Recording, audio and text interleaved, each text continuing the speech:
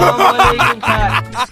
ওয়ালাইকুম আসসালাম ওয়া রাহমাতুল্লাহ। শাহিন, তোকে অনেক দিন দেখি না, এখন তুই কোথায় পড়তেছিস? স্যার আমি এখন কলেজ পড়ুয়া ছাত্র স্যার।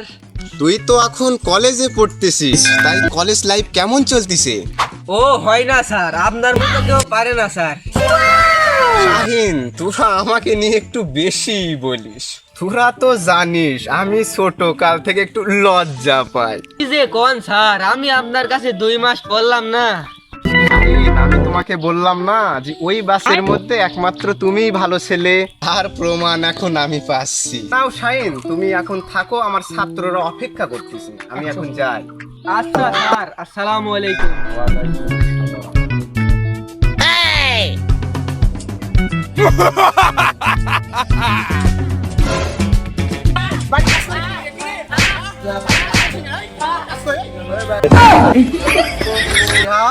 তোর বাড়ির কাজ কই? জুগাড় মিনিং জুগাড়।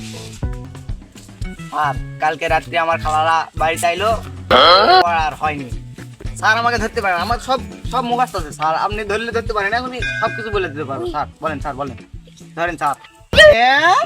লিখতেও পারেনি, পড়তেও পারেনি, আবার বলে মুখস্থা। লে ক দেখি, হোয়াট মানে কি? আহা আমি পারি না। স্যার এও মনে হয় আনেনি। কিরে বিশান, তোর খবর কি? স্যার আব্বা বলেছে ছোট মাথায় বেশি খবর রাখলে পড়া মনে থাকবে না নে।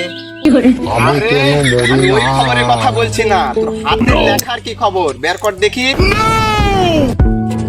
স্যার এই যে আমার খাতা। এই ব্যাচের আদর্শমান ছাত্র তুই। তা capital India of Bangladesh is Dhaka. তোর মতো না নেই তো বেইমান আমায় গেলি ভুলে মধুপানি খুঁজে বেড়াতে বসে। কি রে মিজান, তুই তো 5-এ পড়িস, তুই 4-এর খাতা কার থেকে চেয়ে নিয়ে আসবি? স্যার তাহলে মনে হয় আমার ছোট ভাই খাতা বদলে নিয়ে গেছে, না হয় চুরি করে নিয়ে গেছে। তাহলে তুই একটু এদিকে আয়, তোকে একটু গান শোনা।